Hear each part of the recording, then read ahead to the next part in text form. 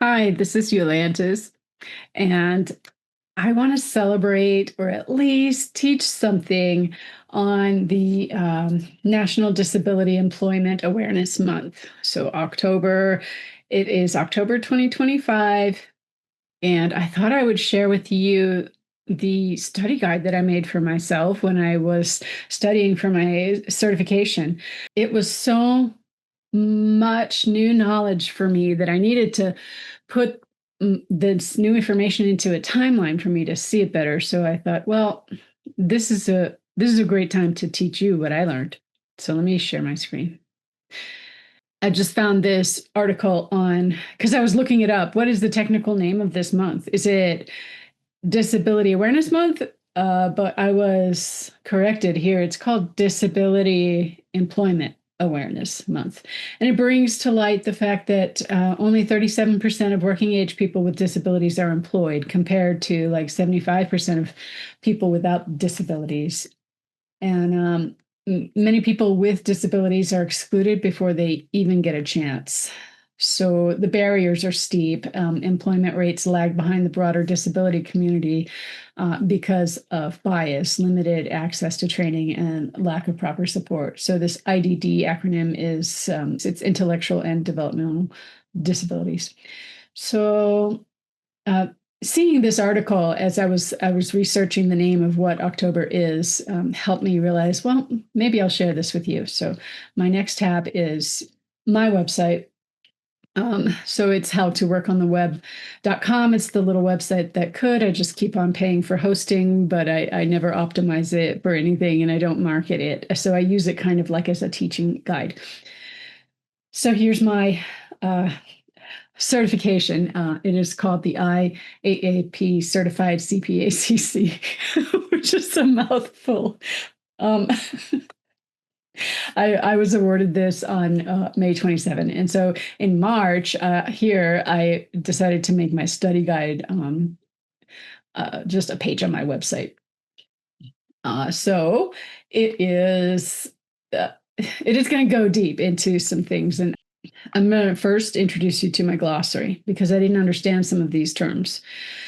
So the difference between, and of course, this is from Chat GPT. Sorry, y'all. So if anything is wrong, it's because I looked it up and I asked Chat a lot of questions to put together this glossary, and it's in a kind of a random order. I've got bills, covenants, treaties, conventions, declarations, charters, acts, directives, and a national instrument. And I didn't know the difference between any of these when I started. So a bill is a collection of important rights and freedoms. It's written down as one document, and it can be national or international. And it explains what the governments must do or not do to protect people's rights. And an example is the International Bill of Human Rights. And so it's got a declaration plus two covenants that make up the bill. And a covenant is a formal and legally binding agreement between countries, and it's used in international human rights law. So covenants are similar to treaties, but they focus on specific rights. So there is going to be the International Covenant on Civil and Political Rights. What I'm getting at here is I wrote a timeline on the stepping stones to today's like governance around human rights and disability rights. So a treaty is a formal agreement between two or more countries. And I studied the Marrakesh Treaty quite a lot, and it really it was an interesting one for me to read about. It helps blind and visually impaired people access books. And a convention is a type of a treaty. So what's the difference? It's broader. Conventions set big goals and guidelines for many countries to follow. So the United Nations Convention on the Rights of Persons with Disabilities promotes disability rights worldwide. A declaration isn't legally binding. And so that an example would be the Universal Declaration of Human Rights. And a charter, it's like setting up an organization or a system of rules, and they create new institutions or governing bodies. And I think charters are big in the UN, like United Nations. United Nations Charter, which created the UN. Acts. And an act is a law passed by a national government. Acts are legally binding and apply within the country that created them. The Equality Act in 2010 from the United Kingdom. An act is a law passed by a national government. Acts are legally binding and they apply within that country. And directives are like a legal act that is used by pretty much the European Union, and it sets out goals or results that all EU states must achieve. But each country has to decide for itself how it's going to achieve that goal. And a national instrument is a law, a policy, or a program created by a single country to follow the international agreements. And countries can pass a national accessibility law to meet the goals of the Marrakesh Treaty that I talked about earlier. Let me go hop into this timeline. So I built it with Timeline.js. It's run by a spreadsheet. And so I did a few of the illustrations in Midjourney, and we start here in 1948 with the Universal Declaration of Human Rights. There are arrows at the left and right of my timeline, which advances you in time. So, and then under the text area, there is chronological area. So if I think it's a click and drag, yes. I can click and drag, and if there's a flag at every event that I have in my calendar, and you can see it's slow going in the 50s to the 80s. And then here in the 90s, I have a lot of events in this timeline. I may not have time to go over every single event, and these are not all legally binding events. Some of them are just things of note. But check it out. After World War II, after the atrocities of World War II, nations decided, well, we can't let this happen again. And they worked for years and years to draft the Universal Declaration of Human Rights, 3 years drafting it. So there's a link to see this timeline in a new tab, and I've got that loaded right here. It's a kind of you can see it bigger, and you can see the duration between events easier when you look at it this way. So in 1953, we've got the European Convention on Human Rights. Some of the items that I flagged in my timeline have Wikipedia links, which are live links, and I'm hovering over read more at Wikipedia. I'm not going to open all these links today, but it is sometimes I'm taking the images from Wikipedia to highlight what area of the world we're talking about, and then you can read more or see a video or something at my further study. Read more links, read more on the Council of Europe. So 1961 European Social Charter. The Charter lays specific emphasis on the protection of vulnerable persons, such as elderly people, children, people with disabilities, and migrants. It requires that enjoyment of rights be guaranteed without discrimination. Jumping ahead in time to 1973, and here we are in the United States. We're at the Rehabilitation Act of 1973. It's a U.S. law that prohibits discrimination against people with disabilities in programs run specifically by federal agencies and programs receiving federal financial assistance and federal employment and federal contractors. And it was the first major disability rights law in the U.S., and it laid the groundwork for later laws like the Americans with Disabilities Act. So when I say things like Section 508 and compliance and stuff, this is the beginning of all of those regulations. And it's 1973. And mind you, of course, this is before the internet. So the rules were a lot of things like how if you were to get federal assistance, like if you were going to go get food stamps or be on a government program, the building itself had to be accessible to you. If you were in a wheelchair, you had to be able to have an elevator to go up and down the stairs and things like this. And curb cuts because the buildings are public accommodation. And so everybody needs equal access to get to the building. And then when we get to the Americans with Disabilities Act and then the further amendments, they realize, well, a website is now a government body's building. So it's a public accommodation. I find this super interesting. Here we go. Going to the next one. 1976, and I believe this is Europe. International Covenant on Civil and Political Rights. It's a treaty ensuring civil and political rights and international covenant on economic, social, and cultural rights. So all around the world, different nations are writing their own legislations and their own guidelines for how people can have equal rights. This one is the African Charter on Human and People's Rights, and we're in 1981. It's still not ratified, so it's waiting for 15 ratifications necessary to come into force. And so, this African Charter, in my opinion, from what I studied so far, it's behind the times. Like not enough countries have signed the charter to enforce human rights.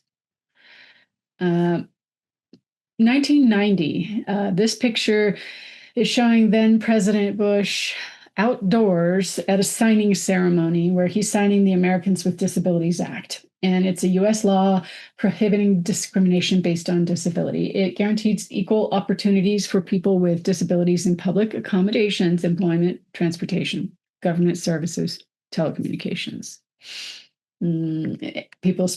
People use this acronym all the time. It's got to be ADA compliant, they'll say. So ADA is kind of a mix of being compliant with a built environment and with a digital environment.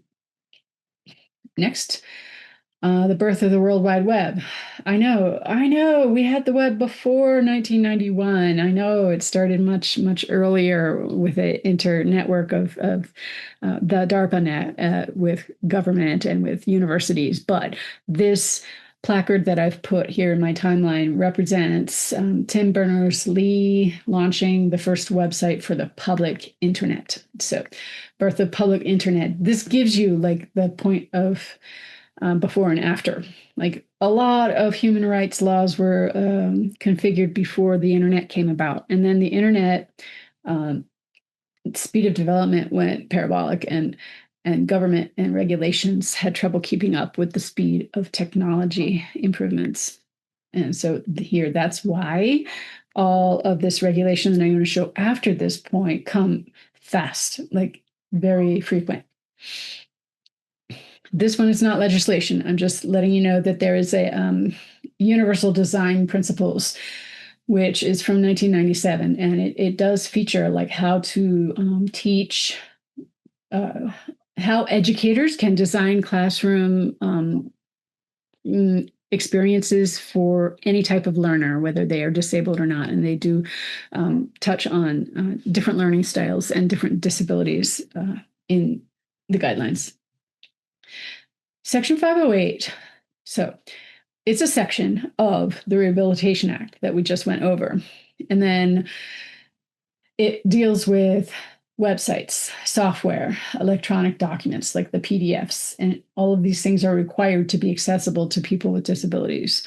And this is from 1998. The web was still young. So they had to amend this as well as the web started going faster and faster with technology advances. So here comes the WCAG. And this is the Web Content Accessibility Guidelines. So the first one is from 1999. And that was still when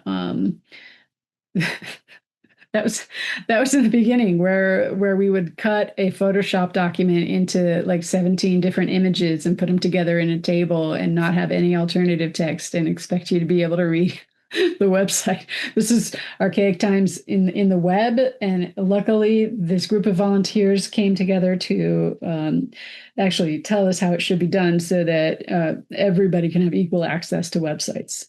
So it's actually not a law. It's just volunteers running some guidelines, but you'll see that Section 508 later decides to point to the WCAG. So that's why I put that there.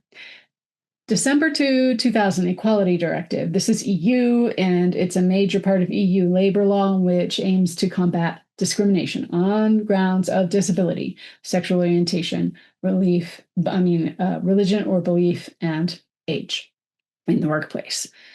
EU Charter of Fundamental Rights. This is in 2000. So it came in force in 2009. And if you read it, then Article 26 is about the integration of persons with disabilities. And there's a read more link. I went, at the time I built this, I went and found, I forgot it all already, sorry. But the read more links will educate you. It's mostly Wikipedia or else European Union links. So here we've got 2001 Inter-American Convention on the Elimination of All Forms of Discrimination Against Persons with Disabilities. And that was the title of it. It's a regional human rights instrument adopted in 99 and entered into force in 2001. States must facilitate full integration of persons with disabilities into society through legislation. There's a read more link on that one too. I didn't do too much research on the Ontarians with Disabilities Act other than to note that it's here. It's a Canadian law promoting accessibility in Ontario. So here's one for the Arab Charter on Human Rights. And here we're just learning that regions around the world are all working on their own timelines with the culture and societies that they have to include people with disabilities and to have more justice.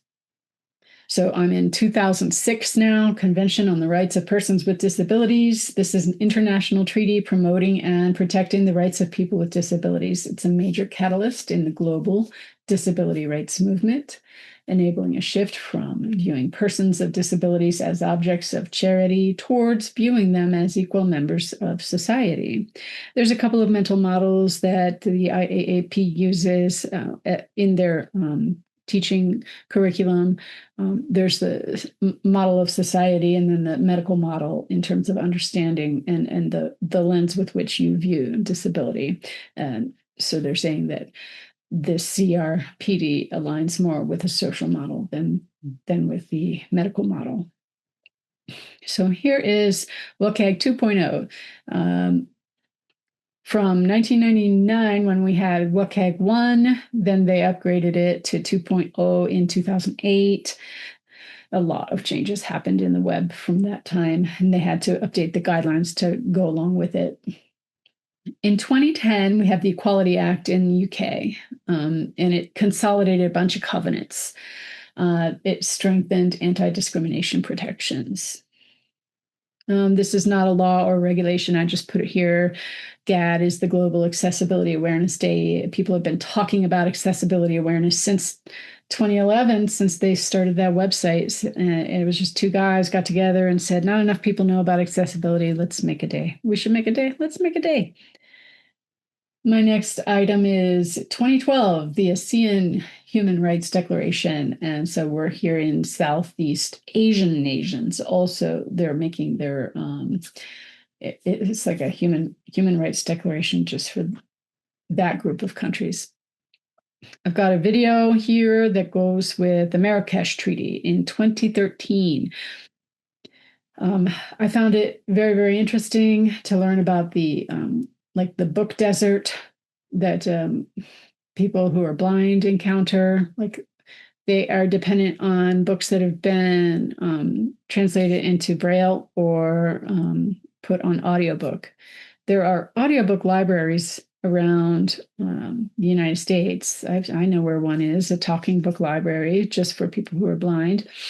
But they're kind of limited by the copyright laws. And so this treaty was the result of a lot of negotiations having to do with the blending the rights of the content producers and the publishers of the books with the human rights of individuals who are blind. So it's a compromise with who gets royalties and like how royalties for the books are distributed. In 2014, the EN 301549, this is the one I had trouble remembering because it's a name with a number in it. Because there's a bunch of ENs and a bunch of numbers, and I have a lot of trouble with numbers. So I think I didn't get the questions that had to do with this. But it has to do with ICT products, and that would be telecommunications products and making sure that those are accessible, such as like TVs and telecommunications equipment. and stuff like that in the European Union. Next, revised Section 508 standards in 2018. That's not too long ago. It says the revised became enforceable. And so it aligns more with WCAG 2.0 level AA on digital accessibility. So now 508 points to WCAG. So they used to be two separate things, and now just one points to the other. And here's an upgrade of WCAG 2.1. WCAG 2.2 came in October of 2023. That's about 2 years ago now. So the group of volunteers who run the W3C publish the WCAG, and as technology improves and changes, they have to also keep their guidelines in step to ensure that people using assistive technology have equal access to your content, even though it's using new code. Okay, next one is European Accessibility Act, EAA, comes into force, and it's supposed to make it easier for businesses to sell products and services across the EU and make them accessible to people with disabilities. I believe this is the last thing on my list. I went through them all, and this is the newest law that I know about just from a couple of months ago. It came into force, and people had been having webinars and teaching seminars on it for years because it was coming and everybody knew it was coming. So now there's going to be enforcement in play for when something is not accessible. So I'm going to stop the share. Thank you so much for hanging out with me and learning a little bit about the history of disability rights. And it's so important to know how long or how short, depending on your scope of lens. Like, really, it's only been since 1950 that we've been working on it. How come we don't hear about this from the 1700s? Well, or we've been working on it a long time, since 1950. So for the celebrating NDEAM, which is National Disability Employment Awareness Month, just I don't know, be aware of how much negotiation has been put into play already all over the world to try to bring experiences on a level playing field for people with disabilities or without disabilities.